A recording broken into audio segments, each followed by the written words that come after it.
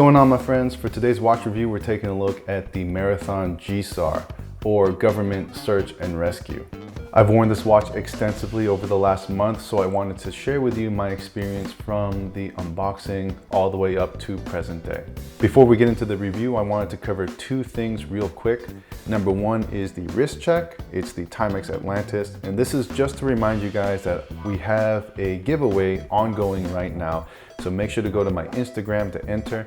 The link is in the description below. Just comment on the Atlantis picture, follow the Instagram page, and that'll automatically enter you into the drawing. I'll probably announce the giveaway by the end of this week or early next week. The second thing is that I wanted to announce a new hashtag of mine for the channel. It's hashtag Prestige Syndicate. Big shout out to my boys Tommy Big Time and Trap Vision 3D who helped me come up with it. Basically, what I want Prestige Syndicate to represent is all of us, a community of watch enthusiasts that respect each other, and we're all part of a shared interest and passion for watches. It's nothing serious, but for those of you who are into it, you are more than welcome to join. And in fact, you are already part of it if you are watching this video. And so without further ado, let's get right into the unboxing. All right, what's up guys? So we're gonna start off the episode with the unboxing. Today is the day that I received both of these packages. So let's start off with the bigger one.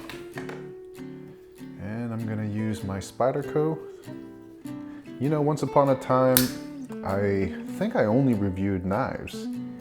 And I guess I just stopped reviewing knives because number one, I'm not a really good reviewer of anything.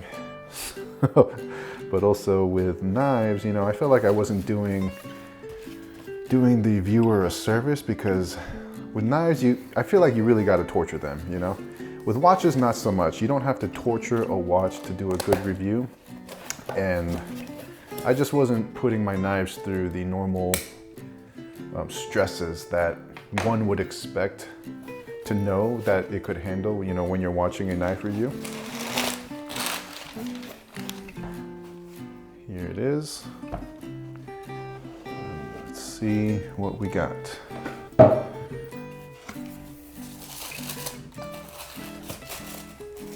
I'll tell you what though, this is really nice.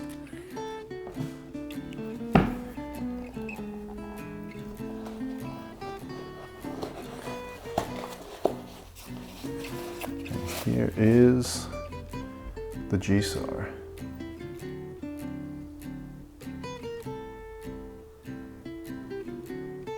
I opted for the one with the US government marking on it because you gotta have the US government marking on it.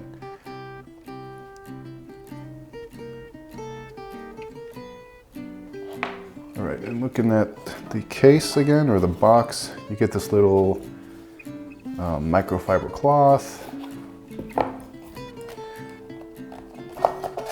a little instruction manual. I like these types of cases because it makes it super easy to store any like extra links or, you know, original components of the watch. It's just easy to keep it all in one spot. Oh look, and at the top, you've got this foam, was this like a compartment? So you could probably put some stuff up there too if you wanted to. So let's put that away. And we also have this, which is the steel bracelet for the GSAR. Now this is more like it. This is what you receive parts in the military.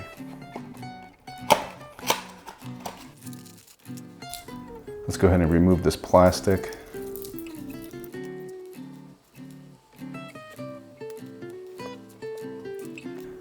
You know, one cannot deny that this is just a very handsome, good-looking bracelet. And yes, while it is very good looking, I'll tell you, there is nothing better about this bracelet than with any other steel bracelet. So let's actually look at, let's see. Let's look at a Seiko bracelet. So here's one, and let's look at a strap code bracelet. So strap code is what I consider to be like top tier, higher end bracelets, aftermarket bracelets that you can find. And usually they don't go more than $100 to $120. And this steel, this finishing, this level of quality is not any less than this one. All right, so let's go ahead and put the bracelet on the GSAR and see how that looks. One thing I noticed that makes this watch so great is the drilled lug holes. It makes swapping out the bands super easy.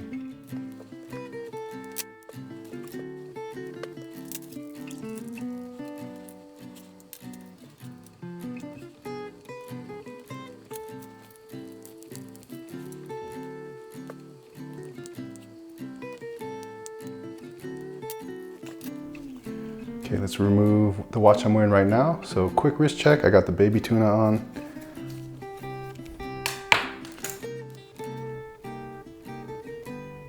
I don't know if you're getting a good angle, it's kind of upside down, but there it is. First wrist check with the GSAR. Of course, we're gonna go ahead and do a whole bunch of stuff with it on, and I'll let you guys know what my thoughts are as the week progresses. So it's looking like the weather is finally starting to turn, and the sunny days are outnumbering the gray, cloudy, cold days.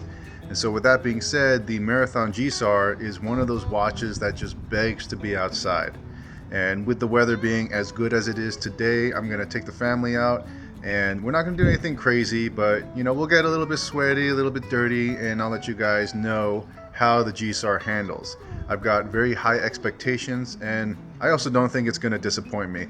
So let's go check it out. Just driving down some winding roads to get to the beginning of our hike. I'm pretty convinced that my wife thinks I'm absolutely insane with my YouTube channel.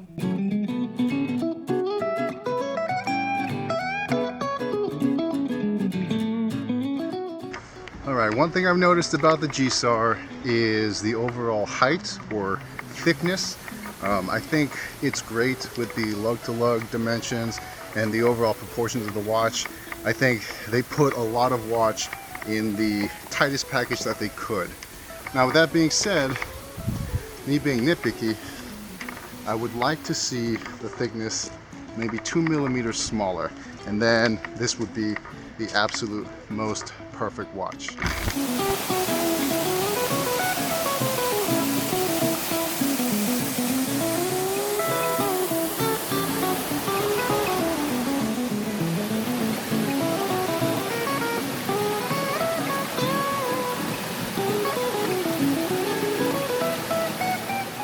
So I know I had mentioned earlier about the thickness, but however, as it is, it's perfectly fine, because you got to understand that this is designed to be operated wearing gloves, and so to that end, it operates the way that it should.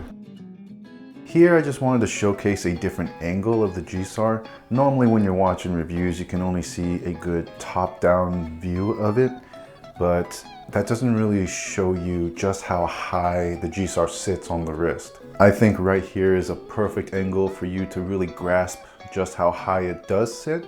And while I don't necessarily think that's a bad thing, I do think it is something that you should be aware of before you buy the GSAR. As far as comfort goes, I'm glad I opted for the steel bracelet, because I think with a rubber strap, it would just have been a sweat magnet and very uncomfortable as the day progressed. The edges on the case are a little bit sharp, but not so sharp as to get in the way. Ideally, I think putting this on a NATO strap would be perfect for long-term use out in the field.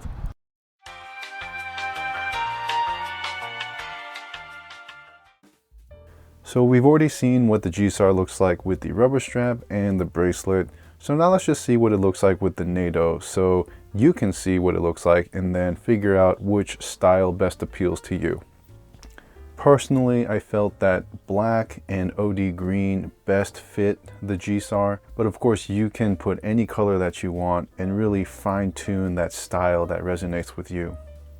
To me, NATO's really exemplify the essence of adventure and outdoor activities, and the GSAR does that as well. So when you pair the GSAR with a NATO, it's an awesome combination. I do think the bracelet is fantastic, but at the end of the day, when we're talking about long days out and about in the woods or on a mountain, in the snow, anywhere, any kind of arduous environment, I think NATO is going to be the way to go. Did that rhyme? NATO is the way to go? That might be like a new model for NATO. You heard it here first, guys. And here it is on the wrist. Just look at that. Look at how cool that is. That is prestige level, my friends.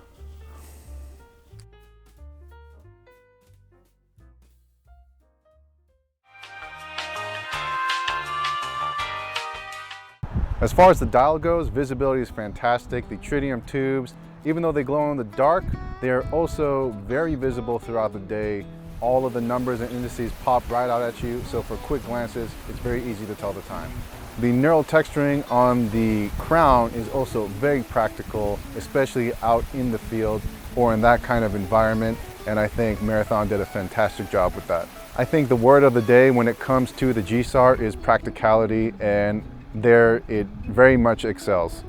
Everything about it is very rough and tough, but it still retains a kind of elegance that makes it very pleasant to look at. Knowing that you have such a handsome looking watch that can handle pretty much the apocalypse is a great feeling. I will say that the GSAR has passed today with flying colors. Here is some footage of all of the tedious work that needs to get done throughout the week. It's these types of chores that are going to populate our schedules. And so this is where I like to test out the comfort and wearability of any watch. And when doing these types of chores, if a watch is uncomfortable or it is not ergonomic, it becomes readily apparent immediately. I will say doing chores wearing the GSAR was a joy and very comfortable. Now going over some general info, starting off with price. You can find this watch currently for around $1,300 to $1,500, which is a shame because not even 3 months ago, at the end of 2021, this was going for a few $100 cheaper. So even though I don't really believe in FOMO or fear of missing out, I guess this is one of those rare instances where I wish I had bought one, last year. For dimensions and weight, starting off with diameter, you're looking at 41 millimeters from 3 to 9. If you include the crown, that goes up to 45 millimeters. Height or thickness is 13.7 millimeters. Lug to lug is 48 millimeters. Lug width is 20 millimeters. And for weight, we're looking at 172 grams or 6.06 ounces. That's with the steel bracelet. With just the rubber strap, it's only 116 grams. For strenuous activities, those dimensions and weight play out well. Here we're at the gym doing shoulder presses, and for me personally, that is my litmus test on determining the ergonomics of any watch. And here we don't have any issues with the case or crown pressing into the back of our hands, so it really does get top marks here. Going over some features of the watch, the GSAR comes with the Marathon M2 movement. You might think that's an in-house movement. It's really just a mass-produced Sellita SW200, which there's nothing wrong with that. That's a great movement. With the SW200, you're getting a 3-hand movement, so hour, minute, and second hands, and a day complication. It is an automatic movement with hand winding, and it is also hacking. Accuracy is going to be around plus or minus 12 seconds per day, and that can go up to plus or minus 30 seconds per day, but for me personally, I have not had any issues. The time has always been right on the money. The movement also has 26 joules, and it's going to beat 28,800 beats per hour, and that is also going to give you a 38-hour power reserve. For the GSAR itself, coming back to the top, you've got that 120 click unidirectional bezel, and inside there you have a sapphire crystal. Right there on the right hand side is a screwed down knurled crown, and on the bottom you also have a screwed down caseback. And all of this is going to give you 300 meters of water resistance, and that is a true 300 meters. It is in accordance with the ISO 6425 standard. For the lume, we've got the tritium tubes providing the light. So this watch is going to glow 24/7 every second of the day for around 25 years, which I think is long enough to enjoy every aspect of this watch and basically be okay when it finally stops working. The tritium tubes are hard to capture on film, but in real life they are very easy to enjoy. The glow is a very steady, soft glow throughout the night, and it's just the coolest thing ever to look at your watch and know that it is always going to be glowing at the same brightness. There is also lume applied to the pip on the bezel. I'm surprised that they didn't opt for a tritium tube here, because I've seen Luminox do it and other watches do it as well. But just an observation, letting you guys know that the pip is only lume paint. For the dial, I know that back in the hike, I said that, you know, things were easy to see, it's very easy to read, and I just wanted to reiterate that fact. The dial may seem to be cluttered because you've got a lot of text there, you've got a lot of numbers, and then the 24-hour time inside the main numbers. But with that being said, the indices and the sharp white Arabic numerals all contrast very well with the black dial. And so that makes quick acquisition of time very easy. Going back to the bezel, with 120 clicks, each click is very solid and deliberate, giving you the feeling of a 60-click bezel. If you never experienced a 60-click bezel, they're just very powerful. You know, the action is solid, and you're getting that with this bezel, but just 120 times. So it's just a great feeling. The texturing on the outer edge of the bezel is also, in my opinion, the best execution of a grip surface that I have ever experienced. I know aesthetically a scalloped or knurled or coined edge bezel might be better and prettier, but as far as practical application, this one takes the cake. For the crown, aside from the knurled texturing being fantastic, the way that the crown attaches to the movement is also very well done. When you're operating the crown and winding the mainspring or adjusting the time, it feels like you're operating heavy machinery, but not in a bad way. It just feels very solid, and it gives you a very reassuring feeling of confidence in the build quality of your watch. For me personally, the crown action is sort of like one of the very first indications or indicators of the quality of a watch, and in this case with the GSAR, it does not disappoint. For the bracelet, I do think that this is a phenomenal bracelet, but my biggest frustration is with the price. I do think that it is criminally overpriced, but I'm going to ignore my frustrations with the price tag and just talk about the quality itself. Fit and finish is fantastic. I really like how they did everything here. The clasp is a stamp steel clasp, but I think that it is appropriate for the manner of use that the watch was intended for. You've also got a diver's extension here, and it's also very easy to get to. Most diver's extensions that I've experienced, it's kind of like a nail killer trying to pull it out, but this one literally just pops out with ease. The one downside to the bracelet is the adjustment system. So unless you've got an extra pair of hands or a vice grip to hold the watch, it's just a real pain in the ass. Basically, so it's held together by screw pins, but you have to have a flathead screwdriver on both sides of the links. And so if you don't have a vice or you don't have an extra pair of hands, it's just so frustrating. And so that kind of plays into my frustration with the price, because you'd think with a $300 price tag, you'd receive a bracelet from heaven itself. But instead you get something that makes you just want to punch a hole in the wall as you're trying to size it. If you can find a steel bracelet with end links that fit the GSAR, then I highly recommend going that route. But I don't think that it exists, and I'm not willing to buy just tons of bracelets to find the one with the, you know, the perfect fit. So I just decided to go with the Marathon version, and I don't regret it because it completes the look in a way that no other strap can. Like, having the Marathon steel bracelet does really tie everything together. So I don't know. I guess my recommendation is as clear as mud. I say, I don't even know what I'm saying. It's an awesome bracelet, but it's just super overpriced. For the Caseback, you don't have any special designs here. It is just straightforward and to the point. You've got your generic information on there, your part information, your NIN and your cage code, and that's about it. It's really a no-nonsense style, and no-nonsense style is sort of a style in and of itself. And so I think a lot of people are going to enjoy that, kind of experiencing like, you know, what a service member would receive when they get their parts order in. The finishing here is great and appropriate. You don't have any kind of high polish finish here. It's all just brushed steel, and I think that's a beautiful thing. I think finding a watch like this with this type of finishing is rare, and it's really a shame because having just a simple brushed finish is just fantastic for an everyday watch. Now just going over my overall and personal thoughts. You know what, guys, I think this watch is just the coolest thing ever.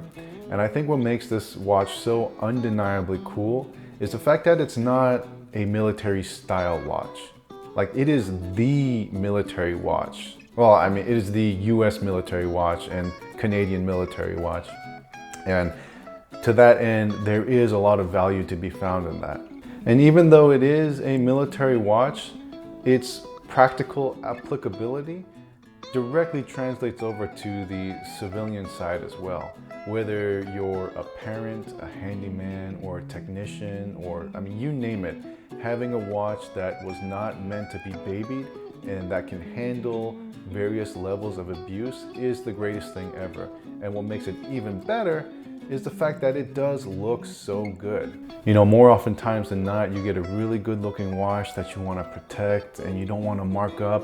But with this one, with the sapphire crystal and the brushed steel finish, I mean, even if it does get knocked up a bit and you get some marks on there, it's all gonna fit right in and look appropriate. This watch handles outdoor activities, it handles household chores, it handles heavy labor, all phenomenally well. And so it is just a great watch for anyone, military or not. Aesthetically, I think it shares a lot of similar design cues with the Rolex Submariner. I'm not saying one bit that it is a homage to the Submariner, but I just noticed some similarities and I think it's very cool. I guess if the Submariner and GSAR were like brothers, the Submariner went to an Ivy League college and became president of the yacht club, and then the GSAR went off to work at an oil rig after a career in the Marine Corps. That might be a pretty cheesy analogy, but that's kind of like how I see it. Some areas to improve on the GSAR, I think, might be the bezel thickness. I know that I said that it is designed really well for use in, you know, any kind of condition, with gloves, without gloves. But I think you could slim it down a bit by like a millimeter or two and still get the same effect. And so being able to slim the overall case would just be phenomenal. But with that being said, how it is also great. I think we've all learned to love the GSAR for the way that it is currently. And it's just something that, you know, me being nitpicky, that is the one thing I would change. Other than that though, I think it's great. You know, despite the fact that it is a burly, rugged, tough watch, it's so comfortable to wear. The edges may seem a little bit sharp because they're not rounded out, but surprisingly, it's just a joy to wear. I mean, you've seen the footage of me hiking, you know, steep, rocky paths and doing heavy pressing movements at the gym, and not at one point in time did I complain about the wrist wearing experience. And I do really think that the GSAR is a watch for everybody. Again, not just a military watch, but for anyone, because the great thing about marathons is you've got a range of sizes as well. So if you're more comfortable with the 36 millimeter diameter, they've got one for you. And then I think it goes all the way up to 44 millimeters. For me, the 41 millimeters is the sweet spot with my 7.5-inch wrist. But to that end, it's still a beautiful thing knowing that, you know, anyone can wear it with the same design. And I think a lot of watch companies should incorporate that, you know, have a design, but offer it in several different sizes. So that way everyone can enjoy that style. And not only do I think the GSAR is for everyone, I think it's gonna fit into every situation. You know, it's more of a rugged watch and it's not luxury at all, but it retains plenty of style and street credibility for it to be respected and recognized in any situation. Of course, if it's not for you, then it's not for you. But for those of you that are salivating over the GSAR, I'm here to tell you that you are right to feel that way, and it is exactly as awesome as you think it is. Personally, if I were not such an incurable and helpless watch addict, the GSAR could easily be the one watch that I could have. So long story short, I definitely recommend it. If you're in the market for one, go ahead and get it. And that pretty much concludes the review. I hope you enjoyed it. I always have a blast making them. And again, for those of you who are new to the channel, welcome. Welcome to the channel. Welcome to Prestige Syndicate. And make sure to tune in to my next review. I have plenty of content coming up. I always enjoy reading your comments in the comments section. And I hope to see you all again in the next review. All right, guys, take it easy. Bye.